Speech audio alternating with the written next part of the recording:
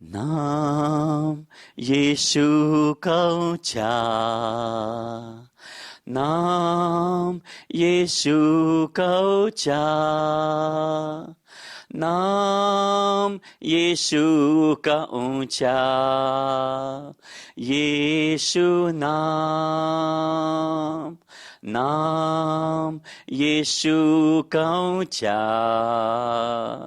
नाम यीशु का ऊंचा, नाम यीशु का ऊंचा, यीशु नाम। पिता, हम आपके चरणों में यीशु मसीह के नाम से आते हैं। हम प्रभु जी आपकी महिमा करते हैं। जिस आदर और महिमा के आप योग्य हैं वो हम आपको देते हैं प्रभु जी। धन्यवाद परमेश्वर पवित्र आत्मा, आप जो हमारे अंदर में वास करते हैं, हम फिर से अपने मध्य में आपका स्वागत करते हैं ताकि आप हम में से होकर बोलें यीशु की महिमा के लिए, ताकि मसीह की देह मसीह में बलवंत हो सके और सब बातों से यीशु मसीह की महिमा होने पाए। जितने लोग आज इस वीडियो के द्वारा ऑनलाइन ऑफलाइन प्रभु जी आपके वचनों को सुनते हैं, कलीसिया के विषय में आशीषित हों और इन वचनों को प्रभु जी अपनी आत्मा में ग्रहण कर सकें। इनकी मन की आंखें खोलें ताकि आपके वचन के प्रकाशन को देखने पाएं। इनकी आत्मिक कान खोलें ताकि आपके वचनों को ध्यान से सुन सकें, और उनके आत्मिक हृदय खोलें ताकि अपनी आत्मा में आपके वचनों को जड़ पकड़ने दें, ताकि उचित समय आने पर वो 100 गुना फल को लेके आए। धन्यवाद देते हैं परमेश्वर पवित्र आत्मा कि आप हमारे संग संग हैं। आप प्रभु जी राजाओं के राजा हैं, प्रभुओं के प्रभु हैं, आप शांति के राजकुमार हैं। इन सब लोगों पर यीशु मसीह हम आपकी आशीष को बोलते हैं। हर एक सुनने वाला यीशु मसीह आपके वचन के द्वारा जो अभिषिक्त है, जो आशीषित है, जिसमें जीवन बदलने की सामर्थ है, उसके द्वारा वो आशीषित हो, उनका जीवन बदल जाए और यीशु मसीह आपकी महिमा सबके जीवन से होने पाए। यीशु मसीह के ही नाम में आमीन। हम आप सबका वेलकम करते हैं इस सत्र में। हम कई महीनों से अर्थात 20 हफ्ते हो चुके हैं हम लोग कलीसिया के विषय में, चर्च के विषय में सीख रहे हैं। चर्च का शब्द जो यूनानी भाषा में जो आता है वो इक्लेसिया है, जिसका अर्थ होता है कि जो मसीह की देह है वो एक जगह पे इकट्ठा हो जाए। जो असेंबली ऑफ जो गैदरिंग है जो बिलीवर्स की, उसके लिए वो शब्द आता है। हम उसके विषय में आज और ज़्यादा देखने वाले हैं। प्रभु का वचन हमें क्या बताता है चर्च के लिए, कलीसिया के विषय में, हम उसको जानने वाले हैं, देखने वाले हैं। हम सबसे पहले देखने वाले हैं 2 वचनों को जो हमको मिलेगा इफिसियों के 6 अध्याय में, उसके 10 वचन में मिलेगा। वो वचन कुछ इस प्रकार से बोलता है जो इंग्लिश में भी है और हिंदी में भी है। इफिसियों 6 अध्याय का 10 वचन, इसलिए प्रभु में और उसकी शक्ति के प्रभाव में बलवंत बनो। यहाँ पर प्रभु का वचन इफिसियों पौलुस हमको 2 बातें बता रहा है प्रभु में, अर्थात इसका मतलब होता है कि यीशु मसीह, यूहन्ना 1 अध्याय कहता है कि यीशु मसीह वचन है, जो कि 14 वचन लिखा है, वचन देहधारी हुआ। तो अर्थात उसके वचन में और उसकी शक्ति के प्रभाव में बलवंत बनो। अर्थात उसकी शक्ति क्या है? क्योंकि यीशु मसीह ने कहा था मैं तुमको अकेला नहीं छोड़ूंगा, तुमको अनाथ नहीं छोड़ूंगा, एक और सहायक दूंगा, अपना पवित्र आत्मा। और पेंतेकोस्त के दिन वो परमेश्वर का पवित्र आत्मा स्वर्ग से इस धरती पर आ गया, और जो विश्वास करने वाले हैं, जिन्होंने यीशु मसीह के लहू से अपने आप को धो लिया है, उनके अंदर वो आके वास करने लगा है। तो परमेश्वर की इच्छा है कि be strong in the Lord and in his might power. हम प्रभु में और उसके शक्ति के प्रभाव में, अर्थात हम वर्ड ऑफ गॉड और स्पिरिट ऑफ गॉड के व्यक्ति हमको बनना है। विश्वासी यहां पर कहें आमीन।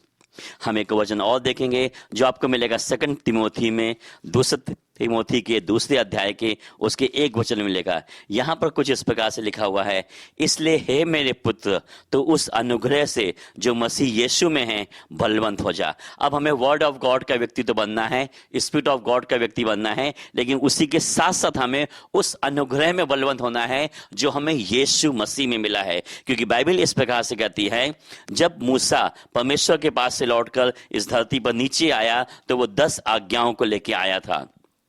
और जब उसने नीचे आके देखा कि लोगों ने जो बछड़े हैं उनके देवता बना लिए हैं, उनकी पूजा कर रहे हैं, तो उसे गुस्सा आया और उन तख्तियों को उसने फेंक दिया, तोड़ दिया था। और बाइबल ऐसा कहती है 3000 लोगों की मृत्यु हो गई। लेकिन जब पेंतेकोस्त का दिन आया, जब परमेश्वर का पवित्र आत्मा आया, पतरस उनके बीच में से खड़ा हो गया। 120 लोग उस अटारी पर ठहरे हुए थे, परमेश्वर की पवित्र आत्मा की बाट जो रहे थे, जो कि प्रेरितों के काम 2 अध्याय में लिखा हुआ है। और जैसी पवित्र आत्मा उनके ऊपर में आया, वे सब अन्य भाषा से भर गए, पवित्र आत्मा से भर गए, अन्य भाषा बोलने लगे। और उनके बीच में पतरस खड़ा हो गया और पतरस ने जब प्रचार किया, पहले ही संदेश में 3000 लोगों का उद्धार हुआ। ऐसा बाइबल रिकॉर्ड करती है। हालेलुया, यीशु मसीह की महिमा हो। तो बाइबल कहती है यूहन्ना रचित सुसमाचार में 1 अध्याय में उसके 16-17 वचन में इस प्रकार से कहती है, क्योंकि उसकी परिपूर्णता में से हम सब ने प्राप्त किया, अर्थात अनुग्रह पर अनुग्रह। इसलिए कि व्यवस्था के तो मूसा के द्वारा दी गई, परंतु अनुग्रह और सच्चाई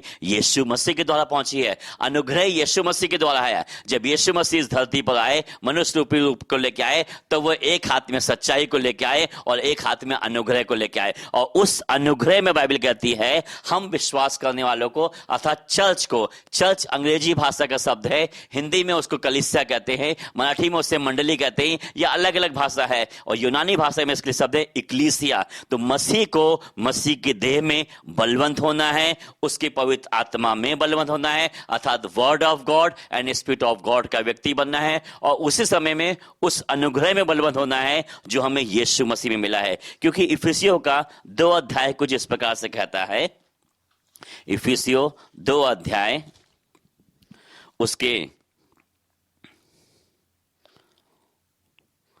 उसके 7 वचन में इस प्रकार से लिखा हुआ है कि वह अपनी उस कृपा से जो मसीह यीशु में है, हम पर है, आने वाले समयों में अपने अनुग्रह का असीम धन दिखाए। क्योंकि विश्वास के द्वारा अनुग्रह ही से तुम्हारा उद्धार हुआ है, और ये तुम्हारी ओर से नहीं वन परमेश्वर का दान है, न कर्मों के कारण, ऐसा ना हो कि कोई घमंड करे। तो हमारा उद्धार अनुग्रह से हुआ है, विश्वास के द्वारा। इसलिए पौलुस कह रहा है कि हमें उस अनुग्रह में बलवंत बनना है जो हमें यीशु मसीह में मिला है। यीशु के बाहर नहीं, यीशु मसीह में हमें मिला है। फिर हम सब देखते हैं कि बाइबल हमारे लिए क्या कहती है। इसलिए परमेश्वर का वचन अब क्या है, प्रकाशित वाक्य हम 2 अध्याय में जाएंगे। यहां पर एक बार नहीं, एक बार से अधिक, अर्थात 7 बार एक ही वचन बार बार लिखा गया है। एक वचन को प्रकाशित वाक्य जो यूहन्ना है, जो यीशु मसीह का शिष्य है, यीशु का खास शिष्य है, ये पतरस और यीशु यूहन्ना में यह फर्क था कि पतरस अपने प्रेम में ज्यादा घमंड करता था, लेकिन जो यूहन्ना था वो यीशु मसीह के प्रेम में ज्यादा बढ़ा था। इस वजह से यूहन्ना का प्रकाशित वाक्य यीशु मसीह ने यूहन्ना को दिया। और यहां तक कि क्रूस पर भी यीशु मसीह ने अपनी मां को भी यूहन्ना के हाथ में सौंपा। इसलिए बाइबल कहती है प्रकाशित वाक्य 2 अध्याय के 7 वचन में, उसके 11 वचन में, उसके 17 वचन में, उसके 29 वचन में, और 3 अध्याय के 6 वचन में, 13 वचन में और 22 वचन में, अर्थात 7 बार एक ही वचन लिखा हुआ है। क्या है वो वचन? वो इस प्रकार से कहता है, जिसके कान हो वह सुन ले कि आत्मा कलीसियाओं से क्या कहता है। पवित्र आत्मा जो हमारी आत्मा के अंदर में है, जब हमने यीशु मसीह को अपना व्यक्तिगत उद्धारकर्ता स्वीकार कर लिया, जब हमारे पाप क्षमा हो गए, हम यीशु मसीह के लहू से धो दिए गए, हमारे पाप रद्द कर दिए गए, उन्हें पूरब से पश्चिम तक दूर कर दिया गया, उसी समय पवित्र आत्मा, जैसे कि अदन की वाटिका में जब आदम ने फल को खा लिया था, उस आज्ञा का उल्लंघन हुआ, उसकी वजह से सकाइना ग्लोरी हट गई और वे परमेश्वर से छिप गए डर के मारे में। लेकिन नई वाचा में, दूसरे आदम में, यीशु मसीह के द्वारा जब हम विश्वास करते हैं तो परमेश्वर की सकाइना ग्लोरी ही नहीं, बल्कि स्वयं परमेश्वर का त्रिएकता का तीसरा व्यक्ति परमेश्वर पवित्र आत्मा हमारे अंदर आकर वास करने लगता है। और वही पवित्र आत्मा यूहन्ना के द्वारा ये बात कलीसिया से, चर्च से, मंडली से, यीशु मसीह के देह से बार बार ये कह रहा है, जिसके कान हो वह सुन ले। इफिसियों 1 अध्याय कहता है, इफिसियों 3 अध्याय कहता है, कुलुस्सियों के 1 अध्याय में लिखा हुआ है कि जब परमेश्वर हमारी मन की आंखें खोल देगा तो हमें उसके वचन का प्रकाशन मिलने पाएगा। वैसे जब हमारे आत्मिक कान खोलेंगे तब हम यीशु मसीह के वचन को ध्यान से सुनने पाएंगे। जब हमारे आत्मिक हृदय खोलेंगे तब हम यीशु मसीह के वचन को अपनी आत्मा में, हृदय में लेने पाएंगे।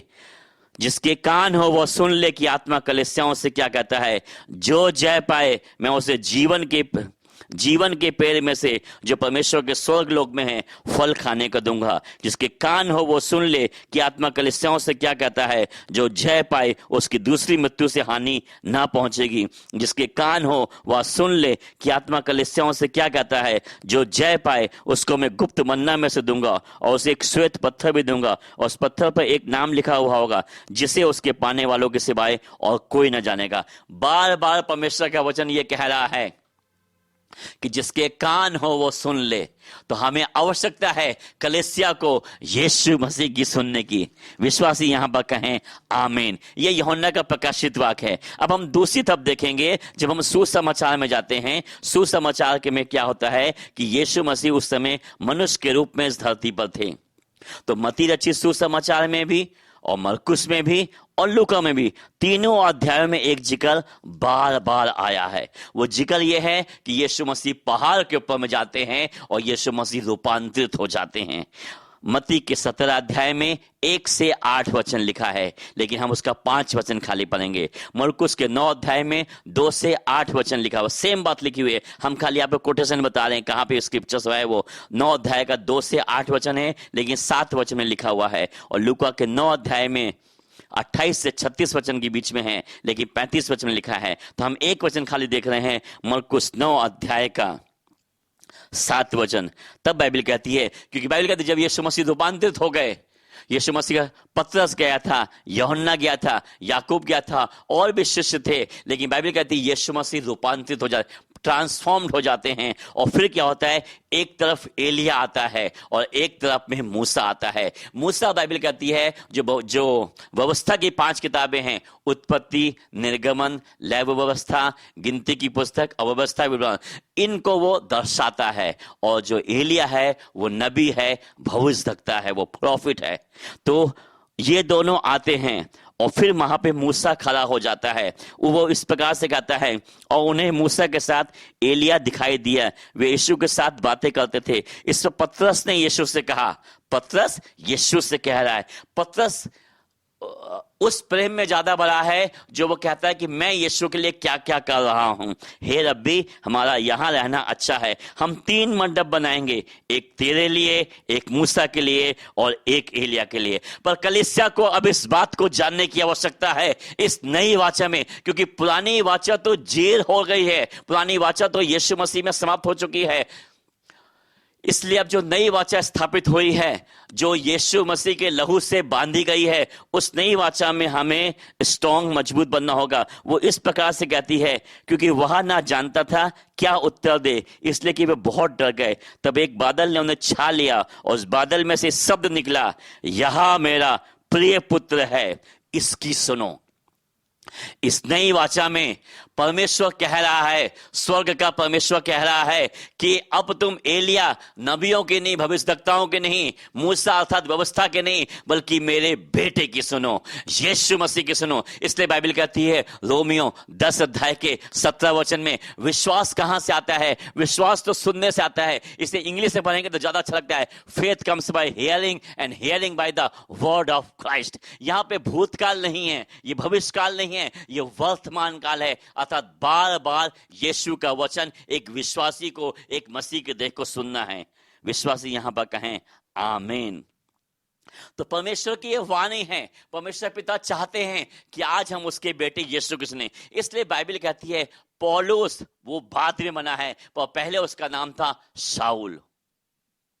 और शाऊल क्या था? मसीह के देह को सताने वाला था, मसीहों को वो मारता था, जान से उसने मारा था। लेकिन एक समय ऐसा आया, परमेश्वर ने उसका डायरेक्ट सीधा एनकाउंटर किया, और जब ऐसा हुआ तो उसका उद्धार हो गया, और फिर वो शाऊल से पौलुस बन गया, और वो यीशु की महिमा के लिए इस्तेमाल होने लगा। वो ऐसा कहता है प्रेरितों के काम में कि मैं सबसे बड़ा पापी हूं, लेकिन वो ये भी कहता है कि मैं सबसे ज्यादा अन्य भाषा में बात करता हूं, क्योंकि वो पवित्र आत्मा में मजबूत बना, पवित्र आत्मा का जो वरदान उसको मिला था। क्योंकि बाइबल ऐसा कहती है कि पुरानी वाचा में इस प्रकार से लिखा है, जब उनकी भाषा में गड़बड़ी डाल दी गई तब से वहां से अलग अलग भाषाएं हो गई थी। पर नई वाचा ने, परमेश्वर पिता ने, परमेश्वर ने अपने बच्चों के लिए, क्योंकि हमारा एक ही पिता है, हम सब उसके बच्चे हैं, तो हम सबकी एक ही भाषा होगी, वो स्वर्गीय भाषा। जो कि अन्य भाषा है। प्रभु का वचन इस प्रकार से कहता है मरकुस के 16 अध्याय में 17-18 वचन में, विश्वास करने वालों में चिन्ह होंगे कि वे नई नई भाषा बोलेंगे। हालेलुया। इस नई भाषा में परमेश्वर ने अपने विश्वास करने वालों को, जिनका उद्धार हो चुका है, उनको वो यीशु मसीह में बपतिस्मा देता है ताकि वे लोग पवित्र आत्मा से भर जाएं और जिसके चिन्ह हो कि वे अन्य अन्य भाषा में बात करें। क्योंकि बाइबल ऐसा कहती है जो अन्य अन्य भाषा में बातें करता है वो स्वयं की उन्नति करता है, और जितनी ज्यादा हमारी उन्नति होगी परमेश्वर हमारे द्वारा अपनी कलीसिया की, अपने राज्य की उन्नति करवाने पाएगा। तो इसलिए बाइबल कह रही है हमें परमेश्वर की अर्थात यीशु मसीह की सुननी है। हमने यूहन्ना के प्रकाशित वाक्य से देखा, हमने सुसमाचार में यीशु के शब्द को सुना कि बाइबल ऐसा कह रही है मेरे बेटे यीशु की सुनो। क्यों सुनना है? क्योंकि विश्वास सुनने से आता है। अब केवल सुनना नहीं है, बल्कि बाइबल हमको यह भी कहती है, याकूब के 1 अध्याय में उसके 22 वचन में कुछ इस प्रकार से लिखा हुआ है। याकूब उसका 1 अध्याय उसका 22 वचन वो इस प्रकार से कहता है, परंतु वचन पर चलने वाले बनो और केवल सुनने वाले ही नहीं जो अपने आप को धोखा देते हैं। हम केवल वचन को सुने ही नहीं, बल्कि जो वचन हमने सुना है अब उस पर हम विश्वास करें और उसी वचन पे अब हमको चलना है जब तक यीशु मसीह नहीं आए। जैसे हनोक परमेश्वर के संग संग चलता रहा, वैसे हमें परमेश्वर के वचन के संग संग, परमेश्वर के वचन के अनुसार चलना है और पवित्र आत्मा के चलाए चलना है, ताकि जब यीशु मसीह आए तो हम उसके संग संग हो लें। हालेलुया। अब हम देखेंगे जब सुनने की बात आ रही है, कलीसिया को यीशु मसीह की सुनना है, क्योंकि मसीह हमारा सिर है, हम उसकी देह हैं। तो जब जैसे शरीर में हम देखें जो सिर होता है, वो सिर में ब्रेन होता है, वो पूरे शरीर को चलाता है, ब्रेन के फंक्शन से वो काम करता है। वैसे यीशु मसीह हमारा सिर है, हम उसकी देह हैं, तो हम मसीह की देह को मसीह की सुनना है, और एक बार नहीं बार बार सुनना है। जब तक यीशु मसीह दोबारा लौट कर आते नहीं है अपनी दुल्हन को लेने के लिए, तब तक हमें बार बार सुनते ही रहना है उसको। इसलिए प्रभु का वचन कहता है, अब हम जाएंगे पुरानी वाचा में, जाएंगे पहला शमूएल में जाएंगे, वहां पे हम एक उदाहरण को देखेंगे। पहला शमूएल उसका 17 अध्याय में हम जाएंगे। 17 अध्याय के आपके लिए पूरा होमवर्क रहेगा, लेकिन हम इसमें से कुछ वचनों को देखने वाले हैं। हम पहले देखेंगे 26 वचन, फिर 36 और 37 वचन। यहां पर हम देखते हैं कि एक गोलियत नाम का एक दानव व्यक्ति है जो खड़ा हो जाता है, और हम पहले इसके 1 और 2 वचन को पढ़ लेते हैं। अब फलिस्तियों ने युद्ध के लिए अपनी सेनाओं को इकट्ठा किया और यहूदा देश के सोको में एक साथ होकर सोको और अजेका के बीच इपेस दम्मीम में डेरे डाले। शाऊल और इस्राएली पुरुषों ने भी इकट्ठे होकर एला नामक तराई में डेरे डाले और युद्ध के लिए फलिस्तियों के विरुद्ध पांति बांधी। फलिस्ती तो एक ओर के पहाड़ पर और इस्राएली दूसरी ओर के पहाड़ पर खड़े रहे, और दोनों के बीच में तराई थी। हम क्या देखते हैं? एक तराई बीच में है, और तराई के इस पार वो गोलियत है और इस पार में शाऊल अर्थात इस्राएली लोग हैं। बहुत दूर है, बहुत लंबा, बहुत बड़ा फासला है, लेकिन फिर भी जब वो गोलियत पुकारता है, जब वो ललकारता है, तो बाइबल ऐसा कहती है, 11 वचन में ऐसा लिखा है, उस फलिस्ती की इन बातों को सुनकर शाऊल और समस्त इस्राएलियों का मन कच्चा हो गया और वे अत्यंत डर गए। जबकि परमेश्वर ने कलीसिया को भय की आत्मा नहीं दी है, तो कलीसिया को किसी भी बात से भयभीत होने की आवश्यकता नहीं है। जब भी कुछ ऐसा खड़ा हो जाता है, कुछ शब्द आपको सुनाई पड़ता है, आपको सुनने के दौरान में डरने की, भयभीत होने की आवश्यकता नहीं है, क्योंकि यीशु मसीह हमारे साथ साथ है। वो इमानुएल है। वो उस पहाड़ पे थे, वो उस पहाड़ पे थे, बीच में तराई थी, लेकिन दाऊद उनके बीच में खड़ा होता है। दाऊद एक जवान लड़का वहां पर है जो परमेश्वर का व्यक्ति है, और परमेश्वर उसके लिए कहता है ये मेरे हृदय का व्यक्ति है। और वो इस प्रकार से कहता है, इस बात को मुझे और आपको सीखने की और जीवन भर लागू करने की आवश्यकता है। यहां पर विश्वासी कहें आमीन। तब दाऊद ने उन पुरुषों से जो उसके आसपास खड़े थे पूछा, जो उस फलिस्ती को मार के इस्राएलियों की नामधराई दूर करेगा उसके लिए क्या किया जाएगा? तो कौन बोला? दाऊद बोला, वह खतना रहित फलिस्ती क्या है कि जीवित परमेश्वर की सेना को ललकारें। कलीसिया जो है उसका दर्जा सबसे ऊंचा है। कलीसिया को जो अधिकार दिए गए हैं सबसे उच्च अधिकार है। स्वर्ग का परमेश्वर, स्वर्ग और पृथ्वी को बनाने वाला परमेश्वर, जीवित परमेश्वर, सच्चा परमेश्वर, एकमात्र परमेश्वर, वो कलीसिया के अंदर में वास करता है। तो उस कलीसिया को ये बात को जानना है, जब कोई समस्याएं जीवन में आती हैं, या जो बाहर के जो लोग हैं, जेंटाइल्स जो है, वो उसमें आती है जो खतना रहित है, जो वाचा के लोग नहीं हैं। और दाऊद इस बात को ललकार रहा है। फिर वो 36 वचन में कहता है, तेरे दास ने सिंह और भालू दोनों को मारा है, भालू दोनों को मारा है, और वो खतना रहित पलिश्ती उनके समान हो जाएगा, क्योंकि उसने जीवित परमेश्वर की सेना को ललकारा है। फिर वो कह रहा है, वो खतना रहित, अनसर्कमसाइज्ड पर्सन, खतना रहित पलिश्ती। फिर 37 वचन में फिर दाऊद ने कहा, यहोवा जिसने मुझे सिंह और भालू दोनों के पंजे से बचाया है, वह मुझे उस पलिश्ती के हाथ से भी बचाएगा। तीसरी बार फिर से कहा है, वो पलिश्ती है, वो खतना रहित है वो। लेकिन हम जो नई वाचा में हैं, पुरानी वाचा में जो इज़राइल के जो लोग थे, उनका जो पुरुष लोग होते थे, उनकी खलली का खतना होता था, स्त्रियों का नहीं होता था। पर नई वाचा उससे ज्यादा बेहतर है। नई वाचा में क्या है, पुरुष का ही नहीं बल्कि स्त्री का भी खतना होता है, क्योंकि हमारे शरीर का नहीं बल्कि आत्मा में खतना होता है। हालेलुया। हम इसके लिए वचन को देखेंगे, रोमियो 3 अध्याय का 23 वचन से आगे हम देखेंगे खतने के विषय में। आज हम कलीसिया को क्या बता रहे हैं? चर्च को, कलीसिया को मसीह के देखो, मसीह की बातों को जानना है और उसमें बलवंत होना है, और उस अनुग्रह में बलवंत होना है जो उसको यीशु मसीह में मिला हुआ है। 3 अध्याय के हम 21 वचन से पढ़ रहे हैं, या हम 19 वचन नहीं पढ़ते हैं।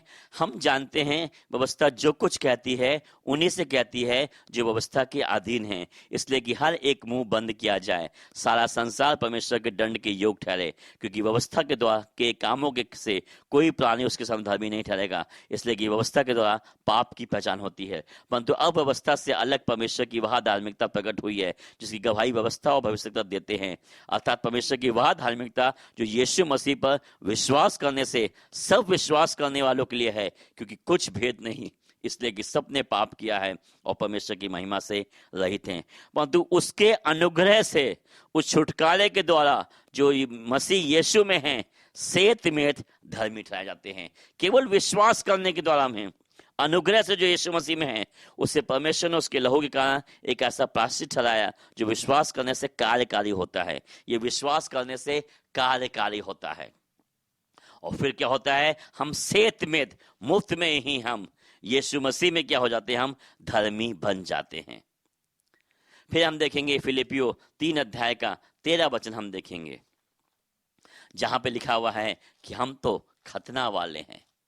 फिलिपियो 3 अध्याय का 3 वचन देखेंगे, क्योंकि खतना वाले तो हम ही हैं जो परमेश्वर की आत्मा की अगुवाई से उपासना करते हैं और मसीह यीशु पर घमंड करते हैं और शरीर पर भरोसा नहीं रखते। इसी वचन के अनुसार मैंने कहा है कि हम जो विश्वास करने वाले हैं, हम जो मसीह के देह जो कलीसिया हैं, इस नई वाचा में हमारे शरीर का नहीं बल्कि हमारी आत्मा का खतना हुआ है। तो हमारा जन्म तो इस्राएल में नहीं हुआ है, हम जन्म से यहूदी तो नहीं हैं, लेकिन इस्राएल का मतलब होता है परमेश्वर के चुने हुए लोग। और यीशु मसीह ने यूहन्ना के सुसमाचार में बार बार कहा, तुमने मुझे नहीं बल्कि मैंने तुमको चुना है। परमेश्वर ने हमें चुना है।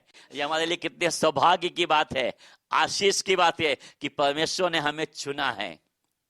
आयसाया कहता है उसने हमें नाम लेकर बुलाया है, जब हम मां के गर्भ में थे तब से उसने हमको रच बुलाया हुआ है। तो हम इस नई वाचा के व्यक्ति हैं, हमारे पास में अधिकार हैं। वो अधिकार क्या हैं, हमको इस बात को जानना होगा। हम जाएंगे जल्दी से मत्ती रचित सुसमाचार में जाएंगे, उसके 28 अध्याय में जाएंगे और 18 वचन को देखेंगे। यीशु ने उनके पास आकर कहा, स्वर्ग और पृथ्वी का सारा अधिकार मुझे दिया गया है। यीशु मसीह जब मुर्दों में से 3 दिन 3 रात के बाद जब वो जी उठे और 40 दिन तक वो दिखाई देते रहे, 40वें दिन उठाए लिए गए, 50वें दिन पेंतेकुस्त के दिन पवित्र आत्मा स्वर्ग से धरती पर आ गया। उन 40 दिनों में यीशु मसीह ने बार बार प्रकट हुए जगह जगह पर और कहा स्वर्ग और पृथ्वी का सारा अधिकार मुझे दिया गया है। कलीसिया, इस बात को तुम सुनो, ध्यान से सुनो इस बात को तुम। चर्च, क्योंकि चर्च एक हारे हुए जीवन को नहीं जी सकता है। चर्च यीशु मसीह की देह है। यीशु मसीह ने हमें दाम देकर खरीद लिया गया है। हम छुड़ाए गए हैं, हमें अंधकार के राज में से निकालकर ज्योति के राज में लाया गया है। तो स्वर्ग और पृथ्वी का जब सारा अधिकार यीशु मसीह के पास में है, और यीशु मसीह अगर सिर है और कलीसिया उसकी देह है, तो देह के पास भी तो सारे अधिकार हुए। हालेलुया। इसलिए बाइबल कहती है, पहला यूहन्ना 4 अध्याय का 17 वचन, 1 जॉन चैप्टर 4 वर्स नंबर 17, ये इस प्रकार से कहता है, इसी से प्रेम हम में सिद्ध हुआ कि हमें न्याय के दिन हियाव हो, क्योंकि जैसा वह है वैसे ही संसार में हम भी हैं। लिखा है इंग्लिश में, as Jesus is in heaven so we are in this world.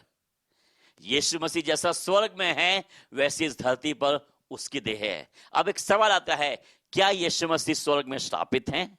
क्या वो बीमार हैं? क्या वो असुरक्षित हैं? क्या वो समस्याओं से घिरे हुए हैं?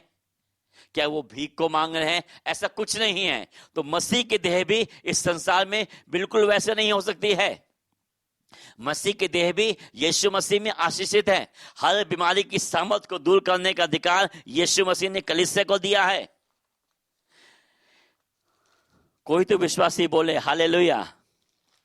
लूका रचित सुसमाचार उसके 9 अध्याय में लिखा हुआ है, पहले वचन है, फिर उसने बाहरों को बुलाकर उन्हें सब दुष्ट आत्माओं और बीमारियों को दूर करने का सामर्थ्य और अधिकार दिया। केवल सामर्थ्य नहीं बल्कि सामर्थ्य भी दिया और अधिकार भी दिया है। किसको दिया है? कलीसिया को। कलीसिया के पास में वो अधिकार है कि वो यीशु के नाम से बीमारियों को चंगा करे, क्योंकि मरकुस का 16 अध्याय कहता है 17-18 वचन में, विश्वास करने वालों में चिन्ह होंगे। जब जब कलीसिया ये विश्वास करेगी तब तब परमेश्वर क्या करेगा? उसके विश्वास का आदर करेगा और उस विश्वास को वो चिन्ह और चमत्कार में पूरा कर देगा और वो बीमारों पे हाथ धरेंगे और बीमार चंगे हो जाएंगे। वे दुष्ट आत्माओं को यीशु के नाम से निकालेंगे। वे कोई उनको नशीली वस्तु पिला दे, खिला दे, उनकी कुछ हानि नहीं होगी। वे अन्य भाषा को बोलेंगे और वे सांपों को भी उठा लेंगे। ऐसा वहां पे वचन को लिखा हुआ है। फिर हम देखते हैं लूका के 10 अध्याय में हम जाएंगे, 19 वचन को देखेंगे तो वहां पे बाइबल इस प्रकार से कहती है, देखो मैंने तुम्हें सांपों और बिच्छों को रौंदने का और शत्रु की सारी सामर्थ पर अधिकार दिया है और किसी वस्तु से तुम्हें कुछ हानि ना होगी। कलीसिया, चर्च, आपको शत्रु कौन है? हारा हुआ शैतान, जिसे यीशु मसीह ने क्रूस पर हरा दिया है। उसकी सारी सामर्थ पर किसको अधिकार दिया गया है? कलीसिया को अधिकार दिया गया है और किसी भी वस्तु से कलीसिया को कुछ भी हानि नहीं होने पाएगी। इसलिए कुलुस्सियों के 2 अध्याय में उसके 14-15 वचन में इस पर लिखा है, और विधियों का वह लेख जो हमारे नाम पर हमारे विरोध में था मिटा डाला और उसे क्रूस पर कीलों से जलकर सामने से हटा दिया है। और उसने प्रधानताओं और अधिकारों को ऊपर से उतारकर उनका खुल्लम खुला तमाशा बनाया और क्रूस के द्वारा उन पर जय जयकार की ध्वनि सुनाई। यीशु मसीह ने शैतान को क्रूस पर हरा दिया गया है। तीनों लोक में उसका तमाशा बनाया गया है। पुरानी वाचा में, पुराने काल में ऐसा हुआ करता था, जब 2 राजा युद्ध लड़ते थे और जब एक राजा की हार हो जाती थी तो जो राजा जीत जाता था वो क्या करता था? उस हारे हुए राजा को बंदी बनाकर, पूरे शरीर पे कालिक को लगाकर, उसके वस्त्र को उतार कर और पूरे नगर में, वो भी कहां पे? बीच, जो सेंटर, जो केंद्र बिंदु से अलग होता था, उसके चारों ओर घुमाते थे ताकि पूरी प्रजा को मालूम पड़ जाए कि इस राजा ने जो हम पे युद्ध किया था, चढ़ाई की थी, अब वो हार चुका है। और उसके हाथ के अंगूठों को, पैर के अंगूठों को काट दिया जाता था ताकि वो दोबारा कभी युद्ध के लिए वो खड़े ना हो सके। वैसे यीशु मसीह ने शैतान को इस धरती पर और स्वर्ग में, पृथ्वी लोक में, पृथ्वी के नीचे, तीनों लोक में उसका तमाशा बनाया गया, खुल्लम खुला तमाशा बनाया गया, ताकि हर लोक में यह जान जाए कि शैतान, जो लूसीफर था, जिसे शैतान कहा गया, जो उस धरती का ईश्वर हो गया है, उसे यीशु मसीह ने हरा दिया है। हालेलुया। कलीसिया को उसको हराने की नहीं आवश्यकता है। कलीसिया को केवल विश्वास करना है और विश्वास को बोलना है, क्योंकि बाइबल ऐसा कहती है, पहला यूहन्ना के 4 अध्याय के 4 वचन में, जो मेरे अंदर है वो बाहर वाले से ज्यादा सामर्थी है। इस धरती का ईश्वर तो वो हारा हुआ शत्रु है, उसकी सामर्थ हम पे आज लागू नहीं होती है, बल्कि हमारे पास जो सामर्थ है हम उसके ऊपर में यीशु के नाम से विजयी होते हैं। हालेलुया। हम अगला वचन देखेंगे। हम इस समय अधिकार के विषय में आपको बता दें, कलीसिया के पास में क्या क्या अधिकार हैं। किसी भी वस्तु से कुछ भी हानि कलीसिया के नहीं होगी अगर वो विश्वास करती है। फिर बाइबल कहती है पहला पतरस में उसके 5 अध्याय में, पहला पतरस 5 अध्याय उसका 8 वचन, सचेत हो और जागते रहो, तुम्हारा विरोधी शैतान गरजने वाले सिंह के समान इस खोज में रहता है किसको फाड़ खाए। वो जो हारा वो शत्रु है वो सिंह नहीं है, वो सिंह के समान है। जिसे गोलियत सिंह नहीं था, गोलियत तो दो खतना फलिस्ती था वो तो व्यक्ति, लेकिन उसकी ललकार को सुनकर शाऊल, उसकी प्रजा, इस्राएल के लोग डर गए, अत्यंत घबरा गए, बल्कि उनका मन कच्चा हो गया। लेकिन दाऊद नहीं डरा, क्योंकि दाऊद विश्वास का व्यक्ति था और उसने उस फलिस्ती को फिर यीशु के नाम से, खुदा के नाम से उसने हरा दिया। तो वैसे ही आज नई वाचा में जो शैतान है वो गरजने वाले सिंह के समान में बार बार किसी ना किसी समस्या के रूप में, चुनौती के रूप में, कठिन समय के रूप में हमारे सामने खड़ा होता है, ललकाता है। और कई बार हम देखते हैं विश्वासी लोग डर जाते हैं, घबरा जाते हैं, उन्हें मालूम नहीं अब हम क्या करें। उनका सवाल ये होता है, वो कहते हैं हमें मालूम नहीं मुझे क्या करना चाहिए। फिर वो कहते हैं हमें परमेश्वर की योजना क्या, हमें ये भी नहीं मालूम है, परमेश्वर क्या चाहता है मुझसे ये भी नहीं मालूम है। कलीसिया को ये नहीं बोलना है, कलीसिया को परमेश्वर के वचनों को बोलना है। कलीसिया को मालूम होना चाहिए कि मेरे पास क्या अधिकार हैं। बल्कि बाइबल ऐसा कहती है, प्रकाशित वाक्य 5 अध्याय उसका 5 वचन कहता है यीशु मसीह है लायन ऑफ जूडा। यीशु मसीह असली सिंह है। और जब असली सिंह आता है चित्र में, जब शेर आ जाएगा, पंजाबी भाषा में कहते हैं जब शेरे बब्बर आ जाएगा, तो वहां पर कोई भी शत्रु खड़ा नहीं हो सकता है। इसलिए कहा जाता है जंगल का राजा लायन है, शेर है। तो यीशु मसीह वो राजाओं का राजा है। आपको वो विश्वास करना पड़ेगा। वो इस खोज में आता है कि उसको फाड़ खाए। इसका मतलब फाड़ के नहीं खा सकता कलीसिया आपको। कब फाड़ के खा नहीं पाएगा? जब आप उसके झूठ में विश्वास करोगे, जब तुम उसके द्वारा छल में फंस जाओगे, वो तुमको बहका देगा, धोखा दे देगा, तब वो तुमको फाड़ के खा सकता है। अन्यथा वो तुम्हारा कुछ नहीं बिगाड़ सकता। वो जानता है कि यीशु मसीह ने मुझे 2000 साल पहले क्रूस पर हरा दिया गया। वो जानता है कि मेरा खुल्लम खुल्ला तमाशा बनाया गया है तीनों लोक में। लेकिन वो जानता है अगर कलीसिया मेरे झूठ में फंस गई तो मैं उसके ऊपर अपने हाथ को धर नहीं पाऊंगा। परमेश्वर को भी मालूम है कि मेरे बेटे यीशु मसीह ने शैतान को हरा दिया है, उसकी सारी योजनाओं को परास्त कर दिया है, उसका अस्तित्व मिट चुका है। अब चर्च को इस बात को जानना है, कलीसिया को इस बात को जानना है, मसीह के देह को इस बात को जानना है कि यीशु मसीह ने शैतान को हरा दिया है और वो हारा हुआ शत्रु है। ऐसा कहते हैं एक भाषा में, यीशु मसीह ने शैतान को पंगु बना दिया है। पंगु, वो बिल्कुल भी लकवे के समान हो चुका है, वो कुछ नहीं कर सकता है। हालेलुया, यीशु की लहू की जय हो। हम देखेंगे, आगे जाएंगे, 1-2 वचन और हम देखेंगे जहां पे अधिकार के विषय में लिखा हुआ है। हमने आपको लूका के अधिकार बताए, पहला पतरस के बताए, हमने आपको प्रकाशित वाक्य से बताया, मरकुस के 16 अध्याय से बताया। एक और बताएंगे जो पुरानी वाचा में लिखा हुआ है। पुरानी वाचा में ऐसे लिखा है यशाया 54 अध्याय 17 वचन, 54 का 17 वर्ष।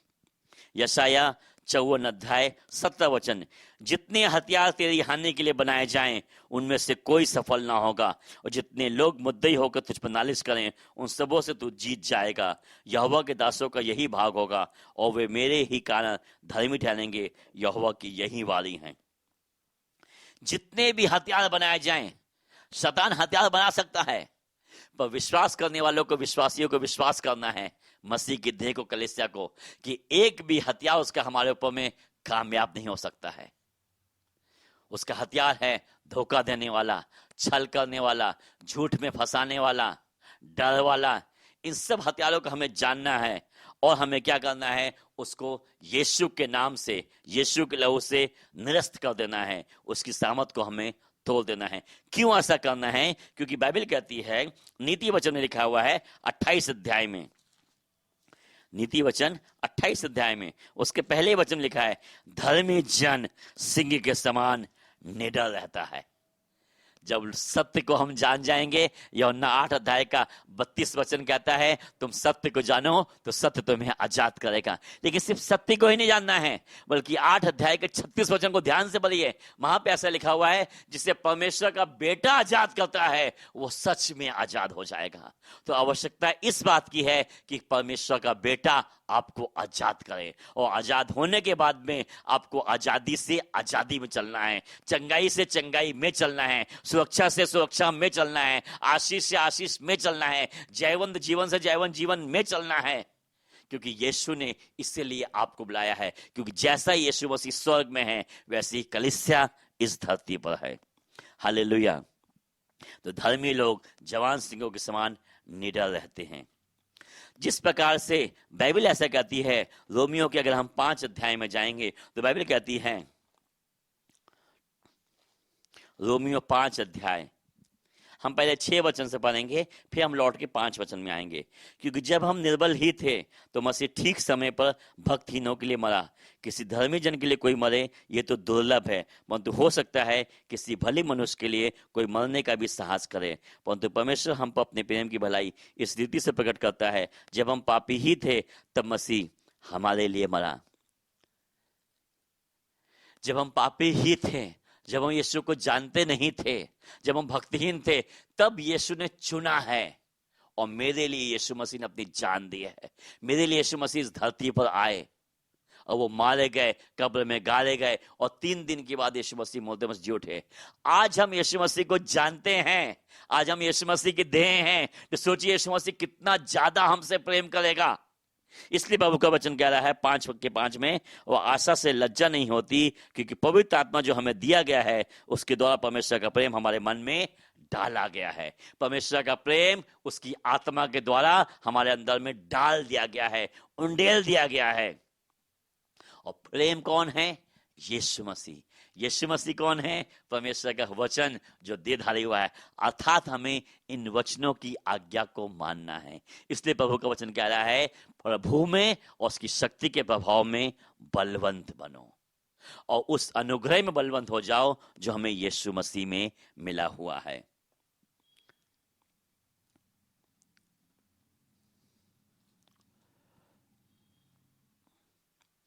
हालेलुया। क्योंकि बाइबल इस प्रकार से कहती है, यशाया 55 अध्याय को देखेंगे, 10 और 11 वचन को देखेंगे, तो वहां पे वो कहती है, जिस प्रकार से आकाश से हिम गिरता है, अर्थात नमी गिरती है, ओस गिरती है, वो खाली वापस नहीं लौटती है, वो भूमि पर गिरकर भूमि को उपजाऊ बनाती है, उसको भिगा देती है। उसी प्रकार से परमेश्वर का वचन है, जिस कार्य के लिए वो सिरजा गया है, जब तक वो पूरा काम ना कर ले वो खाली वापस लौट के नहीं आएगा। फिर मत्ती रचित सुसमाचार में, मरकुस के सुसमाचार में, मत्ती के 24 अध्याय के 35 वचन में और मरकुस 13 अध्याय के 31 वचन का है, धरती और आकाश तो बदल जाएंगे पर प्रभु का वचन सदा अटल रहता है। यीशु का वचन क्या है? अटल है, इटर्नल है, वो अनंत काल तक है, वो कभी भी बदलता नहीं है। और गिनती की पुस्तक ऐसा कहती है, 23 अध्याय के 19 वचन में कहती है, परमेश्वर मनुष्य नहीं है कि वो झूठ बोले। परमेश्वर और मनुष्य में यही अंतर है। मनुष्य का स्वभाव है कि वो झूठ बोलता है, लेकिन परमेश्वर मनुष्य नहीं है। परमेश्वर है, उसका स्वभाव है कि वो झूठ नहीं बोल सकता है। और शैतान के लिए ऐसा लिखा है यूहन्ना के 8 अध्याय में, वो तो आरंभ से ही हत्यारा है, वो झूठा है, वो अपने किसी वचनों में स्थिर रहे नहीं है। इसलिए हमें उसके वचनों में, उसके झूठ में, उसके छल में विश्वास नहीं करना है। फिर से हम रिपीट कर रहे हैं उन 2 बातों को, कलीसिया जो यीशु मसीह की देह है उसे यीशु मसीह की सुनना है, क्योंकि यही पवित्र आत्मा कलीसिया से कह रहा है, और यही आकाश वाली हुई थी। पिता ने भी कहा था, यूहन्ना भी कह रहा है, आत्मा कलीसिया से क्या कहता है, जिसके कान वो सुन ले।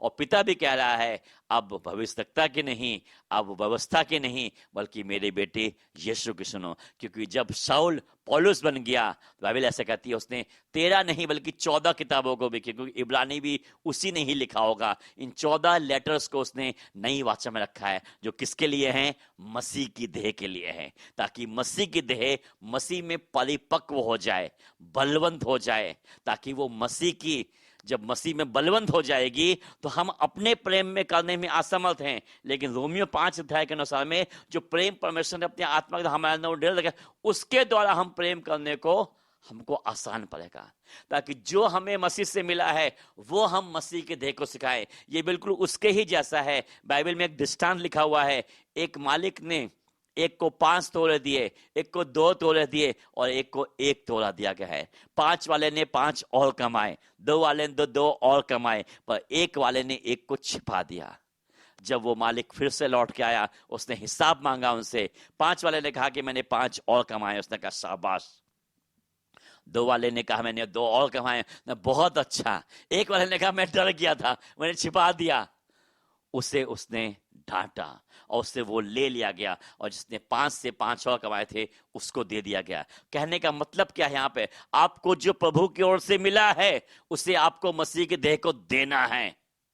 जब तक आपके पास अनुग्रह की शिक्षा नहीं थी, जब तक आप नई वाचा को नहीं जानते थे, मसीह के अधिकार को नहीं, तब तक बात अलग थी। लेकिन जब आज आप यीशु मसीह के नाम से, यीशु के लहू से आप उन अधिकारों को जान गए हैं, उस सत्य को जान गए हैं, तो आपको मसीह की देह को वो देना है, ताकि मसीह की देह मसीह में परिपक्व हो जाए, बलवंत हो जाए। क्योंकि जैसा यीशु स्वर्ग में है वैसे ही उसकी देह इस धरती पर है। परमेश्वर ने हमें इस नई वाचा में कलीसिया को इसलिए रखा है ताकि कलीसिया यीशु मसीह के द्वारा इस धरती पर अंधकार के हर एक सामर्थ के ऊपर में राज्य करे। इसलिए रोमियो का 8 अध्याय का 37 वचन कहता है, we are more than conqueror, हम जयवन से भी बढ़कर हैं। हम कौन? मसीह की देह जयवन से भी बढ़कर है, क्योंकि यीशु मसीह ने जय को हासिल कर लिया है। उसने फतह प्राप्त कर ली है, वो जीत चुका है युद्ध। अब उसने वो जय मुझे और आपको दे दी है। मुझे उस पर बार बार विश्वास करना है, चलना है, ताकि हम जय में चल सकें, ताकि वो हमको जय के उत्सव में बार बार लिए फिरता है। 1-2 वचन और बताते हुए हम यहाँ पे अंत करने वाले हैं। प्रभु का वचन इस प्रकार से कहता है कि उसने हमको जय दी है। 2 कोरिन्थियों 2 अध्याय का 4 वचन कहता है, परंतु परमेश्वर का धन्यवाद हो जो मसीह यीशु में सदा, एक दिन नहीं, 1 साल नहीं, सदा जय के उत्सव में लिए फिरता है। ये वर्तमान काल है, बार बार लेके चल रहा है। कब? जब मसीह की देह मसीह की सुनेगी और उस बात को मानेंगी, तब क्या होगा? बार बार परमेश्वर की सामर्थ को वो देखने पाएगी, उस सामर्थ को जिसे यीशु मसीह ने हमारे अंदर में, क्योंकि यीशु मसीह सर्वशक्तिमान है। इब्रानी भाषा में उसका नाम है एल शदाई। वो सामर्थ प्रकट होने पाएगी और अपने ज्ञान की सुगंध हमारे द्वारा हर जगह वो फैलाता है। और फिर लिखा है 1 कुरिन्थियों के 15 अध्याय में ऐसे लिखा है, परंतु परमेश्वर का धन्यवाद हो जो हमारे प्रभु यीशु मसीह द्वारा हमें जयवंत करता है। हम यीशु के द्वारा जयवंत होते हैं बार बार। चाहे कोई बीमारी आए, चाहे कोई गरीबी की सामत आए, चाहे कोई श्राप आए, चाहे कभी असुरक्षा आए, चाहे कोई विरोध हो, हर समय हम यीशु के नाम से खड़े हो जाते हैं। और यीशु मसीह क्या करता है? हमको फिर से उसमें से निकाल लेता है और हम उसकी आशीष को, उसकी सामर्थ को देखने पाते हैं। इसलिए प्रभु का वचन कहता है, the joy of the Lord is my strength. प्रभु का वचन कहता है, दाऊद के कहता है भजन संहिता में, उसने मेरे विलाप को नृत्य में बदल दिया है। क्योंकि वो भला परमेश्वर है, उसके भलाई सर्वदा हमारे जीवन में आती है। हम विश्वास करते हैं इफिसियों 6 अध्याय के 10 वचन के अनुसार में और 2 तीमुथी 2 अध्याय के पहले वचन के अनुसार में कलीसिया परमेश्वर के वचन में और परमेश्वर की आत्मा में बलवंत बनेगी, और कलीसिया उस अनुग्रह में बलवंत होगी जो उसे यीशु मसीह में मिला हुआ है। और जैसा यीशु स्वर्ग में है वैसे इस धरती पर कलीसिया यीशु मसीह के आने तक चलती रहे, ताकि वो और जो मसीह के देह जो आने वाले, जो आत्माओं का उद्धार होने वाला है, जो मसीह के देह बनने वाले हैं, उनको वो यही विश्वास दे सकें, ताकि वो सब मिलकर एक साथ हम मिलकर, एक विश्वास होकर, एक मन के होकर हम परमेश्वर की महिमा के लिए स्तौल हो सके। इस समय प्रार्थना करने वाले हैं। अगर किसी को भी कोई समस्या होगी, हम आपके लिए प्रार्थना करने वाले हैं। धन्यवाद परमेश्वर पिता इस नई वाचा के लिए। धन्यवाद देते परमेश्वर पिता यीशु मसीह के लिए, यीशु मसीह के रक्त के लिए, यीशु मसीह के जीवन के लिए प्रभु जी। धन्यवाद देते हैं यीशु मसीह ने जो क्रूस पे जो हमारे लिए कार्य किया है, फिनिश्ड हुआ, पूरा किया हुआ कार्य प्रभु जी। धन्यवाद देते हैं यीशु मसीह आपके पुनरुत्थान के लिए यीशु मसीह, कि इन सब के द्वारा हमें जय मिल चुकी है, ताकि मसीह की देह मसीह में विश्वास करे, मसीह में बलवंत हो, ताकि वो बार बार उसकी सामर्थ को प्रकट होते हुए दे सके अपनी हर एक कठिन समय में, क्योंकि उसने हमें चारों ओर से घेर रखा है। वह भला परमेश्वर है, उसकी भलाई सर्वदा हमारे जीवन में आती है। प्रति भोर को उसकी दया हम सबके ऊपर में नई हो जाती है, और जीवन से भी उत्तम उसकी करुणा हमारे लिए है। धन्यवाद देते हैं यीशु मसीह। धन्यवाद परमेश्वर पिता, धन्यवाद परमेश्वर पवित्र आत्मा। हमारी यही प्रार्थना है कि मसीह की देह मसीह में बलवंत हो, और जब तक यीशु दोबारा लौट के नहीं आते हैं, बलवंत बनी रहे और यीशु की महिमा के लिए इस्तेमाल होती रहे। यीशु मसीह के ही नाम में आमीन, आमीन। God bless you. परमेश्वर आप सबको आशीष दे।